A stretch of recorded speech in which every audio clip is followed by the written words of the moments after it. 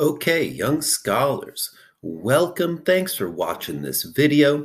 This is activity 4.28, making choices as you write.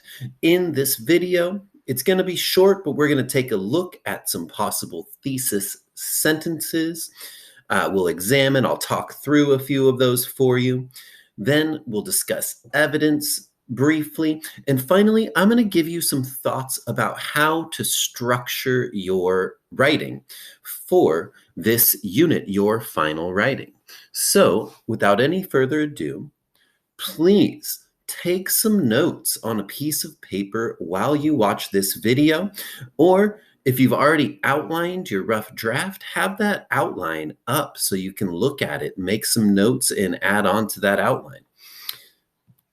So, first thing, let's look at some of your classmates' working thesis statements. Remember, these are works in progress, so let's not be too critical, but I will show you 5 of them. I'll talk through it, give you a few tips. So here they are. First one. I acknowledge Nash's main arguments to a moderate extent. I like that judgment of how much this young scholar agrees. I agree that our ecosystem and wilderness are in despair and loss of hope. However, I believe that the steps Nash is taking to pursue his plan of recovering the ecosystem are erroneous. I love the ideas here. The language, I think, is a little bit confusing, especially this transition. However, usually that indicates that you're going to give a counterpoint to what you said in the previous sentence. And here, the however doesn't work because this sentence is actually agreeing with the sentence before. So, no, there's just, I think that the transition could be a little bit stronger here, I think.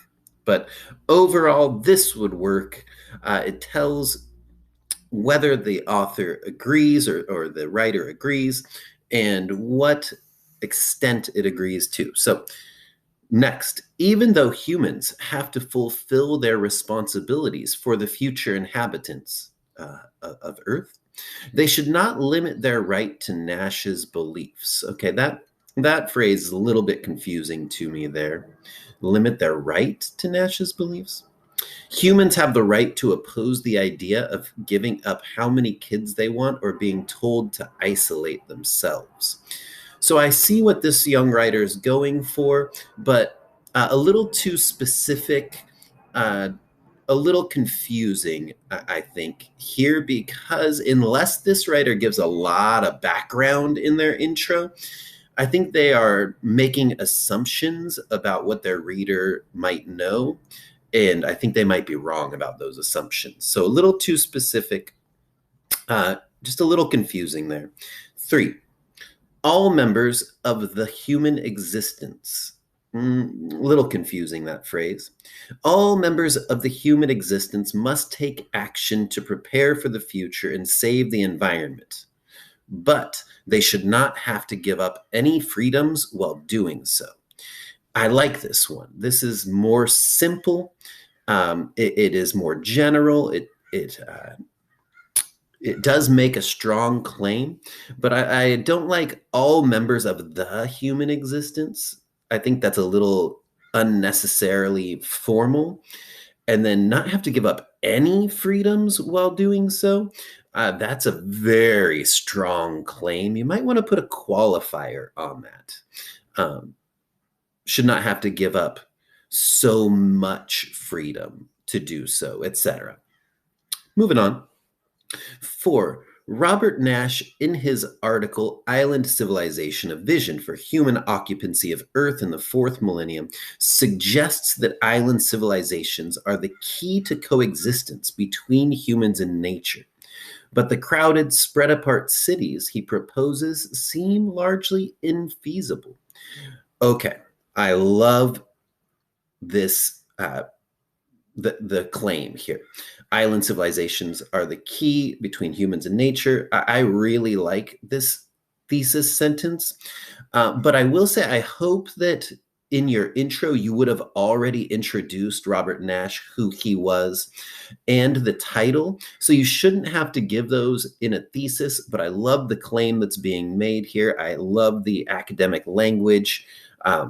It's just the right balance between general and specific, very strong there.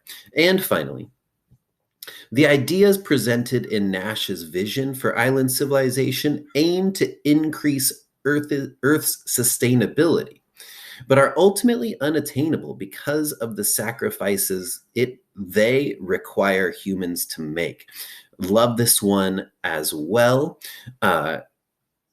It tells it, like, I love Nash's idea, but it's unattainable because we're making too many sacrifices. So a little fix up of the language here perhaps could be a hint more specific, but I love this one. It's just that right amount between general and specific. It allows this writer to give more details in their body paragraphs and topic sentences. So I would almost rank these in the order that you see here, one being 2, probably the weakest, then 1, then we get to 3, 5, and 4, probably my favorite, even though we got to get the title and the author out of there. Okay, so hopefully you guys in your discussion are looking at each other's thesis statements, giving each other feedback. Hopefully this helps. So here are just a couple tips for evidence, selecting and including.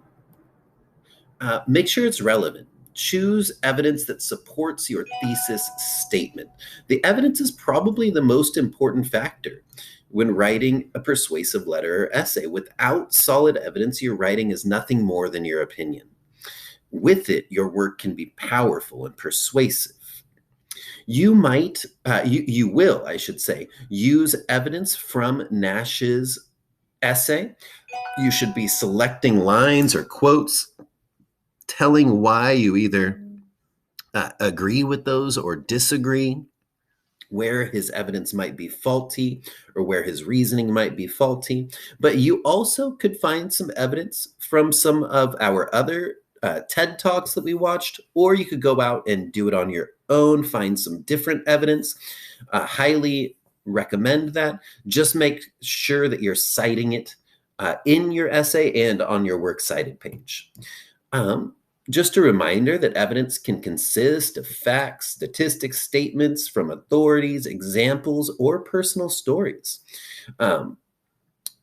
Go through, read this, but examples and personal stories can be based on your own observation, experiences, and readings. But your opinions are not evidence. The opinions of authorities are.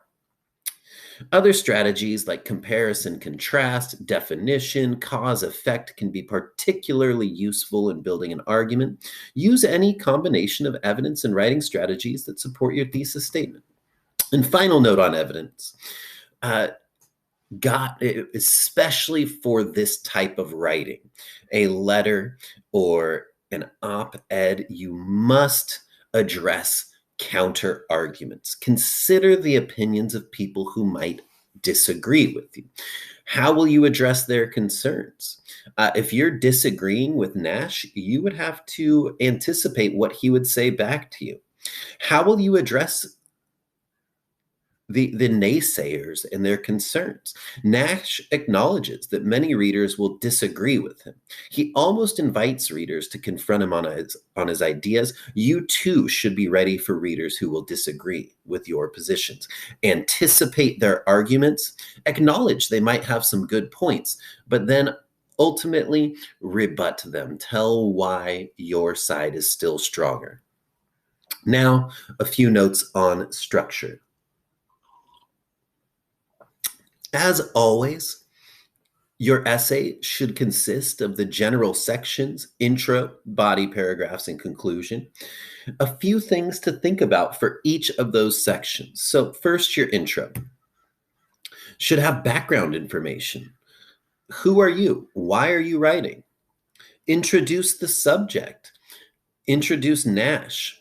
or the newspaper editor. You need to show them that you know the subject well. So think about, what is the subject of your essay? What's the topic, and what do you know about it? You should give your opinion on the topic. And then a strong thesis sentence that propels your letter or your op-ed essay on. So that's what goes in your intro. I'm looking for some well-developed intros on this essay. Body paragraphs. Lots of evidence. What evidence will you be using? Make sure you're including it either within your body paragraphs or in a separate counter argument and rebuttal paragraph, opposing points of view. And be sure to respond to that opposing point of view. It's up to you how many body paragraphs you want to have, but it should be multiple. I would say a minimum of 2 to 3 body paragraphs. More sophisticated writers, we might be seeing 4 or 5 shorter body paragraphs here. And the conclusion. Restate your position, call for action or agreement. What do you want your readers to do after they read your piece? What's the significance? Why is it important? Why should they care? And try to make it interesting. This is the last thing your readers are going to read. You want to leave them on a strong, strong note. Food for thought, something for them that leaves them thinking like, ooh, I better do this, or now I think this.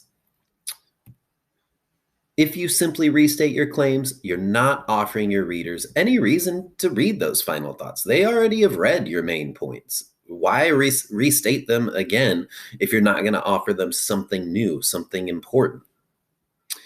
And good luck, young scholars. Your first draft is due Monday, April 19th. So make sure you're getting that done. There will be a place to turn it in Schoology on Monday. Get that first draft done, ladies and gents. And finally, a quote. Good writing is clear thinking made visible. Love that quote. Get your thinking clear. Show that you understand Nash's ideas, then agree with them or disagree with them. Make sure you're addressing the prompt. Good luck, young scholars, and bye-bye.